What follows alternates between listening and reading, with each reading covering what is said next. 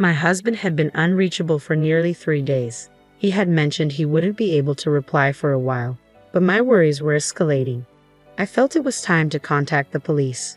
Just as I was considering this, I received a call from one of my subordinates. "Ma'am, your husband passed away in an accident." Why was she calling me? I couldn't dwell on that now. I hurried to the hospital where I saw my husband's unrecognizable body. "My name is Harper. I'm 28 years old, married for 2 years, and live with my husband. We both work at an iced tea company. We've talked about having children someday, but not yet. My husband's name is Christopher, 2 years older than me. He's extremely dedicated to his job. Just the other day, there was talk of him getting a promotion. That day, as soon as he got home from work, he rushed up to me. 'Harper, listen, I might get a position soon.' 'Really? That's amazing. I'm so happy for you. It's been tough, but I'm glad you worked hard.' Christopher was so dedicated to his job that he often worked late, coming home just before the date changed. At times, I worried about his heavy workload, but seeing him happy made me happy too. However, since that day, I started noticing something off about Christopher. His overtime increased even more, and he wouldn't come home until after midnight. His weekend work, which used to be only a few times a month, gradually increased, and last month he even worked on Saturdays. Not only that, but I felt his attitude towards me had become somewhat cold. We used to go out on our days off, but that stopped recently. Isn't that strange? Why doesn't he seem tired despite working so hard? Concerned, I decided to confront him about it one night when he came home late from work. "Hey Christopher, can I talk to you for a minute?" "What?" "I'm tired and want to sleep. Lately you're always on your phone before bed even though you come home late. Aren't you sleep deprived?" "What are you trying to say? How I spend my free time is my business, right?" "That might be true, but are you really that busy with work? Isn't it too hard? You have too many weekend work days, and isn't it bad for the company to overwork employees?" "I have no choice. I'm not doing overtime and weekend work because I want to, but isn't it too much? You don't understand my job, Harper. Do you? No button when I'm tired from work." With that, Christopher left the living room. My uneasy feelings only intensified after that conversation. Then one day, on my usual commute home by car. On my way home from work, I was involved in an accident. Another car rear-ended mine, and I was taken to the hospital by ambulance. I had bruises all over my body. After several tests to ensure my safety, I was advised to stay in the hospital for a few days. I needed a change of clothes, so I tried calling my husband. However, no matter how many times I called or messaged, he didn't respond. "You should be done with work by now, so why haven't you answered?" I thought, we could at least exchange messages during your overtime. I kept calling him every few minutes until he finally answered an hour later. As I tried to explain the situation, he let out a big sigh. "Oh, you're so persistent. Can't you tell I'm working overtime? If I don't answer the phone..." "I'm sorry, but that's not the issue right now," I interrupted. "Actually, I got into an accident on my way home, and I'm in the hospital now. My whole body hurts, but they said there are no life-threatening injuries." "An accident? Oh, what a pain you're causing," he responded unexpectedly. "Stop getting into accidents when I'm busy. I'm not paying for the car repairs." I involuntarily let out a huh at his callousness. He continued, "Besides, it wasn't my fault. It was the other driver's. Stop nagging. Anyway, I'm not going, and I won't reply for a while. Figure it out yourself." The call ended there, leaving the busy town echoing in my ear, pushing my heart to its limit. Before I knew it, I was in tears. Why did he speak like that? Wasn't he worried about his wife who had been in an accident? He used to prioritize me over work. If I could, I'd want to get a change of clothes myself. My parents lived far away, so I couldn't ask for their help. I sent several messages to my husband afterward, but he never brought my things. I had no choice but to buy everything myself. I needed something from the hospital store. Since then, I tried contacting my husband a few times, but 3 days had passed without a reply. He said he wouldn't respond for a while, but I was getting worried. No matter what, it's unusual not to have any contact for this long. What if he got into an accident too?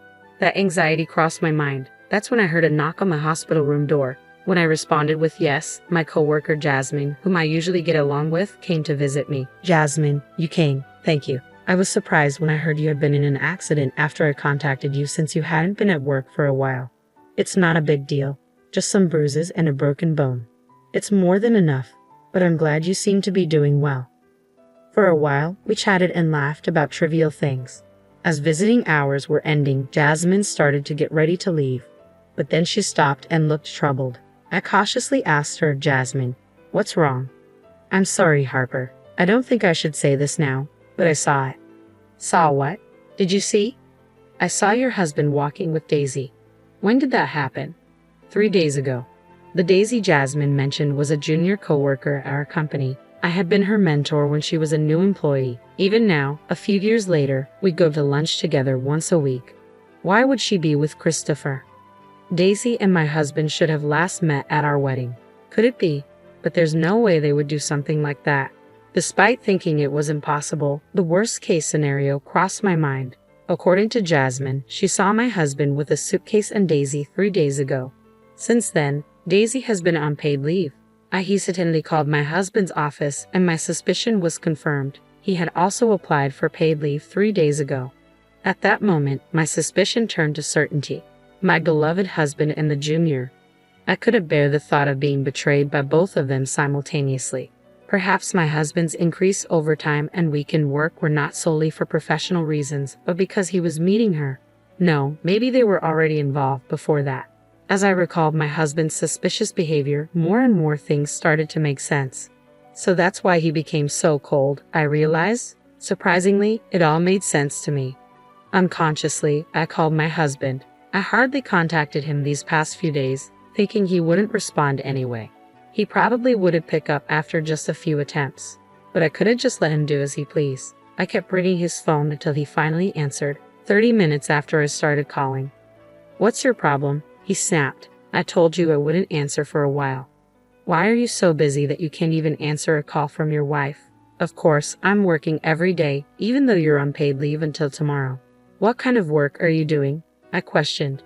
Assuming he hadn't been caught yet, my husband hesitated for a moment. Still thinking he could deceive me, he quickly started making excuses. "What are you talking about? I didn't take any paid leave." "No use playing dumb. I already confirmed with the company," I retorted. "Well, actually, I just suddenly wanted to take it easy. I've been relaxing at home these past few days." "Oh, really? With Daisy, even preparing a suitcase?" "I already know everything. Just confess." I couldn't help but raise my voice. Then my husband, realizing he couldn't hide it any longer, revealed his true colors. "Ah, so you found out. Yes, I'm on a trip with Daisy. Now that you know, stop bothering me, you ugly woman." "So that's how it is. Why? Why with Daisy?" "Why? Do you think she's younger and cuter than you?" "For such a reason. Enough already. I'm having fun on this trip. Don't bother me. Don't worry, I'll divorce you when I get back." He laughed and hung up the phone. It was right after that the love I had for my husband turned into hatred in an instant. I can't forgive him. To be betrayed in such a terrible way. I won't let them have their way. I'll definitely send them to hell. That's when I decided to take revenge on them. But before I could take matters into my own hands, divine punishment would come to them. The next day, I was discharged from the hospital and started to regain some mobility. To prepare for my revenge, I opened my smartphone to search for a lawyer's office. Just then, my phone rang. Daisy's name appeared on the screen. My husband's affair partner. I was surprised for a moment, but I couldn't run away now. I gathered my courage and answered the call. "Hello? Mom, I'm so sorry. Isn't it common sense to apologize in person?" "Yes, you're right, but that's not the point right now." "Ha!" Daisy's voice was somewhat shaky. Then she said something that made me doubt my ears. "Your husband has died in an accident." I was so shocked that I couldn't find the right words. Confused, I barely managed to respond to Daisy. "He's dead? What? What are you talking about? Christopher is on a cheating trip with you, isn't he?" Yes, that's true. But on the way home, Christopher got caught in an accident. According to Daisy's story, it seems the two of them were in an accident on their way home from the airport. Christopher was hit by a car, and although an ambulance was called right away, he didn't move a muscle. To my surprise, the hospital Christopher was taken to was the same one I was staying at. I quickly hung up the phone, explained the situation to the nurse, and headed to my husband's side. I had to move using crutches as my broken bone hadn't fully healed. Since I heard he had died, I assumed I'd be taken to a morgue or something, but incredibly, Christopher was still alive. However, he was seriously injured. Just after I arrived, a briefless Daisy rushed in. Seeing Christopher lying in the bed, she collapsed on the spot when she realized he was still alive. I had a lot to say, but unfortunately, Christopher was in critical condition. I told Daisy we'd talk later, and we each went home that day. Days later, Christopher barely pulled through, but the accident left him paralyzed from the waist down, forcing him into a wheelchair. My in-laws were furious when they found out about the affair trip. Although they must have felt something seeing their cherished son, they scolded him, clearly saying, "You brought this on yourself by having an affair." After my in-laws left, I called Daisy and decided to have a talk with her and my husband. When I arrived at my husband's hospital room, they were having a loud argument. "If you hadn't pushed me that time, none of this would have happened. It's all your fault." "What? You're the one who wanted to take that route. Don't blame me." "What did you say?" "This happened because you wanted to go on a trip. I paid for everything. Give me my money back. Pay for the treatment, you lousy woman. You hurt the man you love, so you should pay, right? Don't be ridiculous. Hey, we get serious with a guy like you. This was just a fling. I'll never see you again." The two of them carried on their unbearable argument, apparently not realizing I was there. I couldn't take it anymore. I forcibly opened the door to the hospital room, took a deep breath, and shouted at them, "Enough. It's because you had an affair in the first place that this happened. Take your blame game somewhere else." "Harper, ma'am." They finally realized I was there, their faces quickly stiffening. Ignoring their confusion, I continued, "How can you still argue in a situation like this? Do you even understand the situation you're in now?" Christopher was the first to answer that question. "Harper, don't worry, I'm breaking up with this stupid woman." "So," Daisy stammered, unsure. "So, I realize that it's always been you for me, Harper," Christopher interjected. "Ha, what are you saying now? We're getting divorced, right?" "What?" I couldn't help but burst into laughter at my husband's dumbfounded expression. "Didn't you say, when I get home, we'll get a divorce or what? Now that you've fought with your affair partner, you want to stay married to me? Are you an idiot? There's no way I'd spend my life with a piece of trash like you." "Harper, why? Didn't you love me?" "Don't mess with me. Who betrayed that love first? It was you. After all that talk about getting a divorce, you want to get back together when it's convenient for you. I'm not as cheap as you think. If you understand that, never show up in front of me again. Keep regretting this for the rest of your life, you jerk." My husband was stunned by my yelling. Daisy was pale and trembling. Later, I was discharged from the hospital and decided to stay at my parents' house for a while. After that, my divorce from Christopher was finalized through a lawyer. I demanded alimony from him and Daisy, which they paid in full. Christopher was fired from his job due to this incident. It turned out he had been using company money for their affair. Adding to his paralysis, he was easily dismissed. All that remained for him was a claim for damages from the company. Finding a new job with his condition would probably be difficult. It didn't take long for word of Daisy's affair with my husband to spread throughout the company. She was met with cold stares and eventually couldn't stand the atmosphere and began skipping work without permission. As a result, I heard she finally submitted her resignation. Now, those two will probably never lead a decent life again. Even so, I don't feel sorry for them. This is a disaster they brought upon themselves.